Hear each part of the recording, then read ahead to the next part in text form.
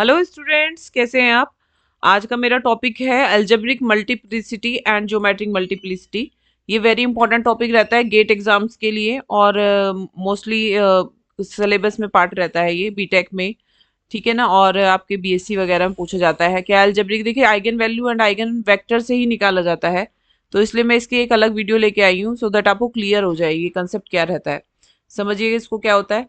Algebraic multiplicity क्या होती है, देखिए सिंपल है आपका, मैंने इसमें लिखे पॉइंट टू बी रिमेंबर। आप इस वीडियो के थ्रू जल्दी से इजी वे में आप इसको फाइंड कर सकते हैं।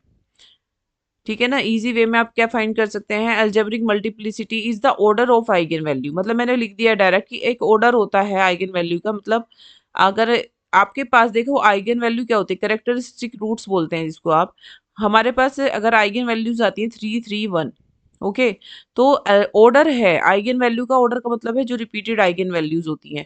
जो भी रिपीटेड आइगन वैल्यूज होंगी उतना ही उसका अलजेब्रिक मल्टीप्लिसिटी हो जाती है उस आइगन वैल्यू के कॉरस्पॉन्ड। ठीक है। लाइक यहाँ पर we have the 3 eigen values 3 3 1। तो 1 की अलजेब्रिक मल्टीप्लिसिटी क्या होगी, 0 होगी, क्योंकि 1 कोई भी 1 के पास रिपीटेड आइगन वैल्यू नहीं है। ठीक है। तो 3 की आइगन वैल्यू क्या होगी, सॉरी 3 की अलजेब्रिक मल्टीप्लिसिटी होगी 2, because it has in number of 2 times. Clear. तो अलजेब्रिक मल्टीप्लिसिटी अब क्लियर हो गई, दैट इज अ 2। ये गेट एग्जाम में बहुत इंपॉर्टेंट रहता है। ठीक है। तो इसलिए मैंने स्पेशल इसके लिए वीडियो मैंने शेयर की है।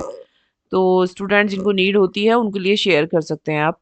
ज्योमेट्रिक मल्टीप्लिसिटी क्या होती है, geometric multiplicity is the number of linear independent eigen vectors correspond to the eigen value. It means कि जो आइगन वैल्यू आपके पास सपोज 1 आई है, इस आइगन वैल्यूज के, ठीक है ना, आइगन वैल्यूज से कोरस्पॉन्डिंग हम क्या फाइंड करते हैं, आइगन वेक्टर निकालते हैं ना। तो आइगन वेक्टर इज आपको मैंने क्लियर कर दिया था प्रीवियस वीडियोस में।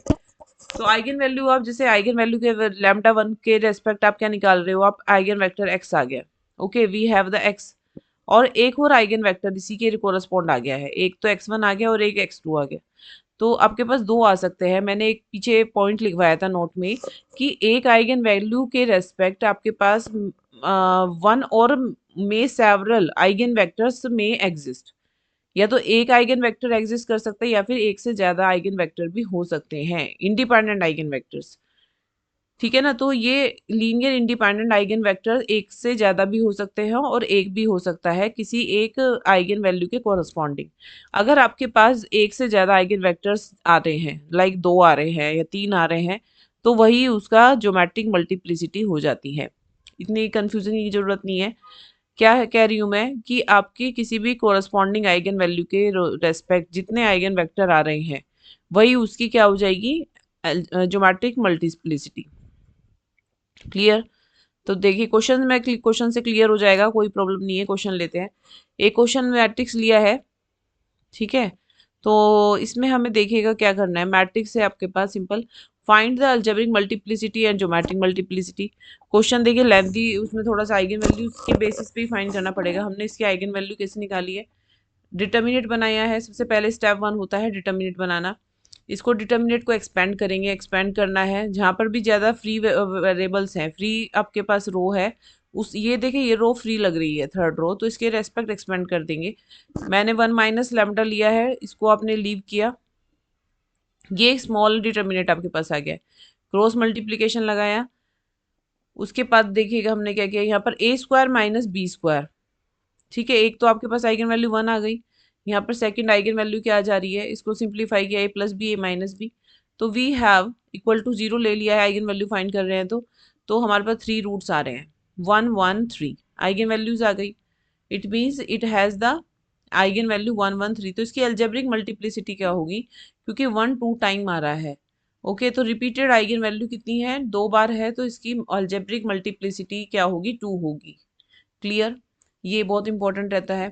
आइगन वेक्टर अब फाइंड करते हैं ज्योमेट्रिक मल्टीप्लिसिटी। देखिए आइगन वेक्टर के लिए सबसे पहला स्टेप क्या रहता है, जो भी आइगन वैल्यू है उसको आपको डिटर्मिनेट मैट्रिक्स में पुट करना है। मैंने आपको तरीका बताया था मैट्रिक्स में पुट करने के लिए, डायगोनल एलिमेंट इफेक्ट करता है बस। डायगोनल एलिमेंट में माइनस करेंगे तो 2 minus 1 2 minus 1 1 minus 1, that is 1 1 0 हो गया। बाकी सेम रहते हैं एलिमेंट। एक आइगन वेक्टर ले लिया लैम्डा 1 के रेस्पेक्ट एक्स, मैंने वेक्टर ले लिया आइगन वेक्टर। ठीक है, तो eigen vector x y z हो गया आपके पास। यहाँ पर मैंने मेंशन कर दिया, देखिए क्लियर हो गया होगा होपफुली। इसमें सेकंड स्टेप क्या बताया था मैंने, पहले स्टेप रहेगा लैम्डा की वैल्यू आपको मैट्रिक्स में पुट करनी है। यानी कौन से मैट्रिक्स में, ए माइनस लैम्डा आई एक्स में, जो आपका मैट्रिक्स ए गिवन है उसके सिर्फ डायगोनल एलिमेंट में चेंज करते हैं। हो गया चेंज। स्टेप टू क्या रहता है, मल्टीप्लाई करना, इक्वेशन फॉर्म करना। नेक्स्ट देखते हैं, इक्वेशन फॉर्म करना, यानी कि इक्वेशन बनाती देखो इजिली कैसे, X plus Y plus Z, X की इसमें प्रोडक्ट की, एक्स आ गया plus Y plus Z, X plus Y plus Z equal to zero, equation आ गई। दूसरी बनाएंगे, इसकी प्रोडक्ट करेंगे आप इसमें, X plus Y plus Z, फिर से सेम आ रही है, और एक आपके पास जीरो ही जा रही है, zero into x into Z, ये तो जीरो ही बन रही है। तो हमारे पास सिंपली एक ही इक्वेशन आई है, बाकी दोनों इक्वेशन आपकी नहीं आ रही हैं। एक इक्वेशन आई है, इट मीन्स कि नंबर ऑफ वेरिएबल 3 है, रैंक कितनी आ गई इसकी, 1 आ गई है, which is lesser then n. तो आपके पास सॉल्यूशन कैसे होता है, अगर आप इसमें चेक करते हैं लीनियर डिपेंडेंट है, इसमें सॉल्यूशन कैसे होंगे आपके पास, लीनियर डिपेंडेंट आता है। ये बेसिकली ये वाई वेक्टर कैसे आ गया है, अगर हम इसको एसेस करें एल आई एल डी, तो ये लीनियर डिपेंडेंट है, क्योंकि इसमें दो वेरिएबल आपके पास क्या है। अब इट मीन्स कि अगर मैं यहाँ एक्स निकाल लेती हूँ, दो वेरिएबल आपके पास फ्री हो गए हैं, एक वेरिएबल दो पर डिपेंड कर रहा है। ठीक है, तो अगर एक भी वेरिएबल डिपेंड कर रहा है तो लीनियर डिपेंडेंट वेक्टर बन जाता है। ठीक है, चलिए इसको छोड़िए, एल डी एल आई हमारे पास टॉपिक नहीं है। तो हम चेक कर रहे हैं ज्योमेट्रिक मल्टीप्लिसिटी। एक्स आपने निकाल लिया बेटा माइनस वाई माइनस जेड। अब यहाँ पे क्या आता है, देखिए एक्स डिपेंड कर रहा है वाई और जेड पर। अब यानी कि दो वेरिएबल आपके पास आर्बिट्रेरी हो सकते हैं, यानी फ्री हैं। ठीक है, इसको आप कुछ भी चूज कर सकते हैं।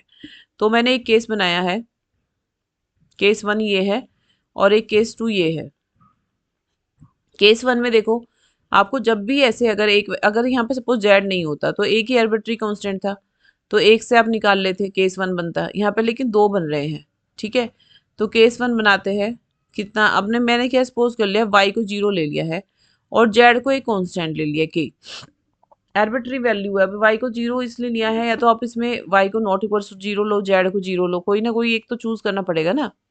एक आपने अपनी साइड से ज्यूम कर लिया है, जेड वाई जीरो ले लिया है, एक बार वाई जीरो यहाँ लिया है, यहाँ पर वाई को के ले लिया है, इधर जेड को जीरो लिया है, जेड को इधर के ले लिया है। ठीक है, अगर एक ही वेरिएबल के ऊपर डिपेंड करती तो उस केस में आपको वाई को के लेना होता।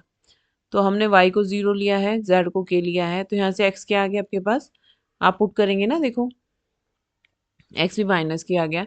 तो वेक्टर क्या आ गया, ये आइगन वेक्टर, आइगन वेक्टर आ गया x equals to x y z होता है। एक्स है आपके पास माइनस के वाई जीरो लिया है और जेड क्या है के। अब आप सोच रहे होंगे वाई जीरो क्यों लिया है, कुछ और क्यों, वाई आप अदर भी ले सकते हैं। मैं अब जेड जीरो ले लिया है, कोई अदर कांस्टेंट ले सकते हैं, आप सी ले लो। ठीक है, तो लेकिन यहाँ पे रिलेशन नहीं बन पाएगी ना फिर प्रॉपर। तो एक को आपको जीरो ले सकते हैं आप आर्बिट्रेरी में, है ना। एक हमने जीरो चूज कर लिया है क्योंकि वो एनी वेरिएबल है, आर्बिट्री है तो कुछ भी हो सकता है, आर्बिट्री वैल्यू है। तो अब यहाँ से अगर के बाहर लेते हैं तो इजिली एक वेक्टर आ गया, आइगन वेक्टर। ये कैसा आइगन है, लीनियर इंडिपेंडेंट वेक्टर आया है ये, लीनियर इंडिपेंडेंट आइगन वेक्टर बोलेंगे इसको। तो हमारे पास ये this is a linear independent eigen vector. अगर मैंने अब की बार जेड को जीरो लिया है, वाई को के ले लिया है, तो एक्स आपके पास माइनस के आ गया ऊपर से। तो यहाँ पर आइगन वेक्टर आपके पास माइनस ये में बना है, तो के minus one one one zero, ये दूसरा लीनियर इंडिपेंडेंट आइगन वेक्टर आया है। दूसरा आपके पास क्या आ गया है, L I eigen vector four, लेकिन किसके लिए आ रही है ये, four lambda equals to one के लिए। ये हमारे पास लैम्डा इक्वल्स टू वन के लिए दो आइगन वेक्टर आ गए हैं। तो क्या लिखा मैंने इसमें, has the geometric multiplicity of lambda equals to one is true since two linear independent eigenvector exist corresponded to the lambda equals to 1। यहाँ पे देखो एक नहीं एग्जिस्ट कर रहा है, एक ही, ज्यादातर एक ही एग्जिस्ट करता है, एक के ऊपर डिपेंड करता है ये। तो आप उस केस में के ले लेते हैं। ठीक है, लेकिन यहाँ पर दो वेरिएबल फ्री हो रहे हैं, देखो। तो दो वेरिएबल फ्री होने का मतलब है ये इस टाइप की आपके पास कंडीशन आ रही है, रैंक वन आ रही है ना। तो दो वेरिएबल फ्री हो रहे हैं, यानी कि एक्स वाई जेड, ये भी फ्री ये भी फ्री, दो वेरिएबल फ्री, तो एक ही एक पे इसकी यानी कि ज्योमेट्रिक मल्टीप्लिसिटी सिर्फ वन होगी। ये तो अब सॉरी टू होगी, क्योंकि दो वेरिएबल आपके फ्री आ रहे हैं। तो इससे two linear independent eigen vectors का सेट बन सकता है, देखो यहाँ पर बन रहा है ना। ये वेक्टर्स क्या है, नॉट डिफाइन है। एक आइगन वैल्यू के लिए आपके पास क्या बन रहा है, लीनियर इंडिपेंडेंट, दो लीनियर इंडिपेंडेंट आइगन वेक्टर्स का सेट बनता है। तो ये हमारी वीडियो आज की ज्योमेट्रिक मल्टीप्लिसिटी और अलजेब्रिक मल्टीप्लिसिटी पे थी। होपफुली आपको अच्छी लगी होगी। मैं देखिए वीडियो शॉर्ट इसलिए बनाती हूँ क्योंकि आप इजी वे में इसको चेक कर सकते हैं। एक क्वेश्चन को भी आप प्रैक्टिस कर लेते हैं, आपको क्लियर हो जाएगा। ठीक है, फिर मैं नेक्स्ट क्वेश्चन आपको फिर से कराऊंगी, रिपीटेड सेशन ले लेंगे, उसमें आपको क्लियर हो जाएगा कंसेप्ट। ठीक है स्टूडेंट्स, आप अगर अच्छी लगती है वीडियो प्लीज़ लाइक शेयर कर दें ज़रूर। Thank you students.